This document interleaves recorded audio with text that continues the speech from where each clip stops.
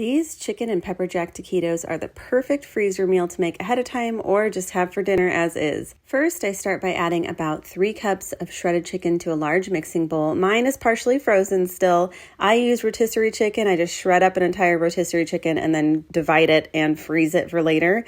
But you can use some chicken that you've cooked recently and cubed or shredded it. Then I'll add my softened cream cheese, some shredded pepper jack cheese that I shredded myself, and all of my seasonings, and about 2 tablespoons of lime juice. It's about 1 whole lime, just depends on how juicy your lime is.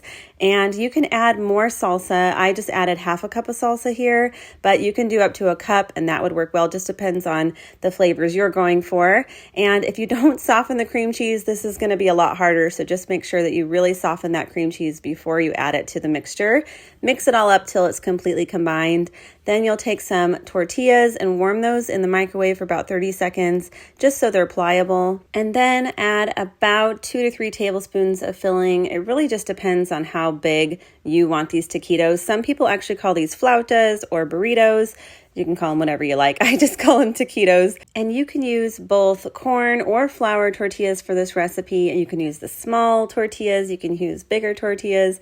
It's totally up to you. And you can also substitute the cheese for any cheese that you like. So if you don't like spicy things, you can do maybe a Monterey cheese or some sort of cheese that's a little bit more mild. If you like it spicier, you can add a nice spicy cheese or a Mexican blend. Anything would work really in this. And any salsa will do. You can use red salsa, green salsa, add any kind of seasonings you like. This is really fun to make your own. I've made it all kinds of different ways, but this is my personal favorite combination. And I'll just put those in a Ziploc bag and freeze them as is. And when it's time to cook them, usually about 20 to 22 minutes from frozen. But if I'm cooking them right now, which I didn't freeze them in advance here, it usually only takes about 15 to 20 minutes. You want to keep a close eye on them at this point, because when they're not frozen first, they do cook a lot faster and that tortilla will get really nice and crispy.